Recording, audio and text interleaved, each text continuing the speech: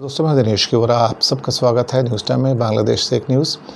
सरकार को rice purchase करने में बहुत दिक्कत आ रही है।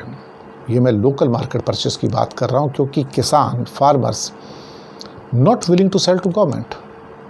अजीब सी कहानी है। तो क्योंकि बांग्लादेश में राइस और वीट की शॉर्टेज रहती है हर साल, छोटी मोटी थोड़ा इम्पोर्ट करना पड़ता है। लेकिन अब सरकार को देने को इसलिए तैयार नहीं है कि सरकार जो उसके पेमेंट कर रही है वो कम कर रही है और बाहर उनको मार्केट से ज़्यादा प्राइस मिल जाता है। सरकार का टारगेट था अब तक 6.5 लाख टन पैडी खरीदने का। सिर्फ और सिर्फ 2.21 लाख टन पैडी खरीदी गई है सरकार के द्वारा, which is 1/3। For rice it has bought 5.22 lakh tons only against a target of 11.5, यानी कि आधे से भी कम हुआ है।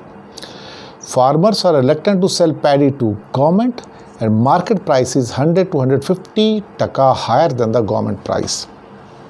Actually, अगर मार्केट एक किसान को, फार्मर को ज़्यादा मनी दे रहा है तो किसान तो वहाँ जाकर बेचेगा। वो आपको कम पैसे पर राइस या पैडी क्यों सेल करेगा?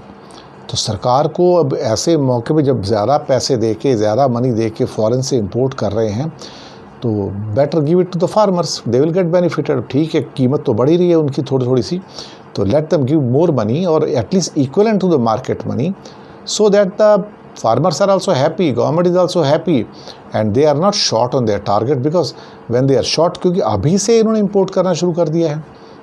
पहले तो ऐसा होता था कि एंड ऑफ द सीजन में इंपोर्ट होता था, लेकिन अभी 5 लाख टन जो वीट का ऑर्डर गया है रशिया को चला गया है। इसके अलावा 50,000 टन राइस का जो ऑर्डर है वो इंडिया की एक प्राइवेट कंपनी को दिया, अभी इसी हफ्ते दिया है। तो ये अभी से अगर ये हालात हो गए हैं तो फिर आगे आने वाले दिनों में तो और ज़्यादा सरकार को परचेस करना पड़ेगा ना। तो चलिए देखते हैं क्या होता है। जैसे जैसे हालात आएंगे हम आपको इन्फॉर्म करते रहेंगे। शुक्रिया आपका।